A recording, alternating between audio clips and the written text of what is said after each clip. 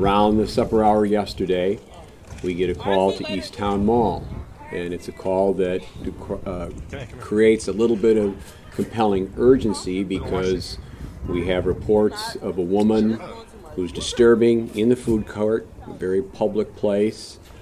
People are alarmed. One of the adjectives used, I believe, was out of control. And based on knowing how many people would be in the food court at that time of day for dining, that clearly created a sense of urgency and alacrity for the officer. One officer got there slightly before the other when it was clear that the threats had been made and that there was a probable cause to believe that she had created a disturbance on several fronts, and because she had made both an indirect reference as well as having displayed a weapon, the charge moving at that point was disorderly conduct while armed. When she resisted the attempts to put her under custody, that's where we sort of began this downward turn. Despite repeated attempts that were verbally intoned and directed for her to stop resisting, to put her hands behind her back, in fact, that wasn't occurring. She was non-compliant. The officer found himself in a difficult position in trying to get her hands behind her back, wasn't able to access his shoulder epaulet mic, and literally had to index it with his quarter of his chin to get out the fact that he was struggling. So, more help did arrive. Now, our officers are trained according to state guidelines for the use of force. There's a pre-certified curriculum known as DAT, D-A-A-T, Defense and Arrest Tactics. Everyone in the state is trained on this curriculum. Everybody is tested on this curriculum.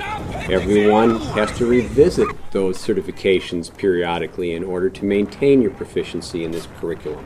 And obviously, when you have a crowd gathering, some people are yes people, some people are no people, some people are maybe people, depending on their attitudes towards the police and what's going on.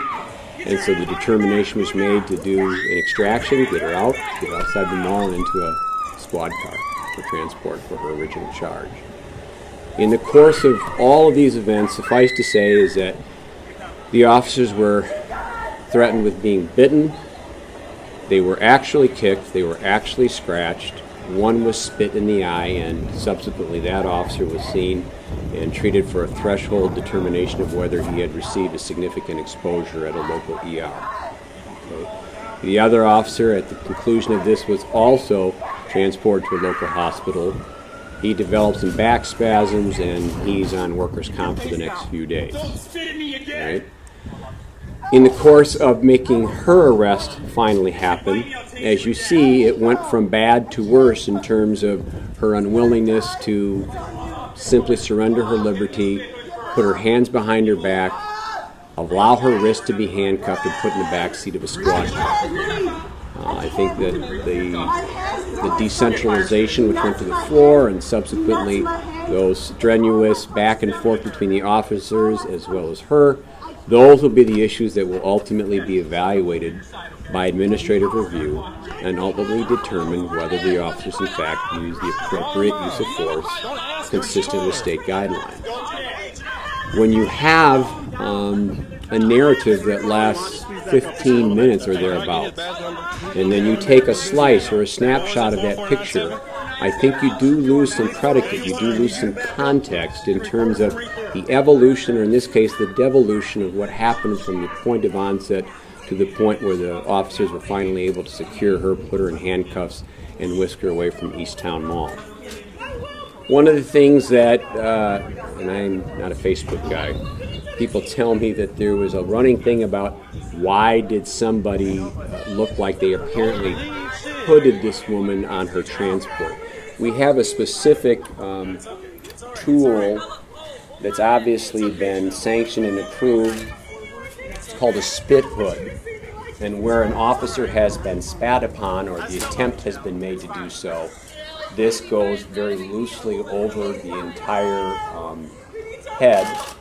It's a breathable fabric, and that is just done as a precautionary measure. So to those extent where you might have had or seen some rhetoric of some sort of a pillowcase, or I saw in one case someone mentioned that they put a plastic bag over her head. That's clearly erroneous. Of course, as we look at the images of this young woman, one of the first things I remarked to the family, I came here, we met with a select group of alders who also responded, Michael Johnson, I said a couple of family members, and again expressed remorse that they had to see their loved ones subjected to this.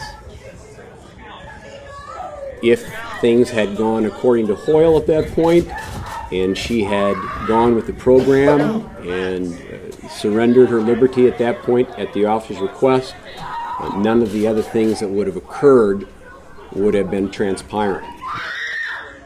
It was but for the opportunity to make decisions at critical crossroads here that leads to what is obviously a spiraling series of events that occurred thereafter. This is one of those moments that we are at as a community yet again. Is this a moment in time, one that obviously we have to reflect upon and evaluate and take the proper course, or will this be Madison's defining moment?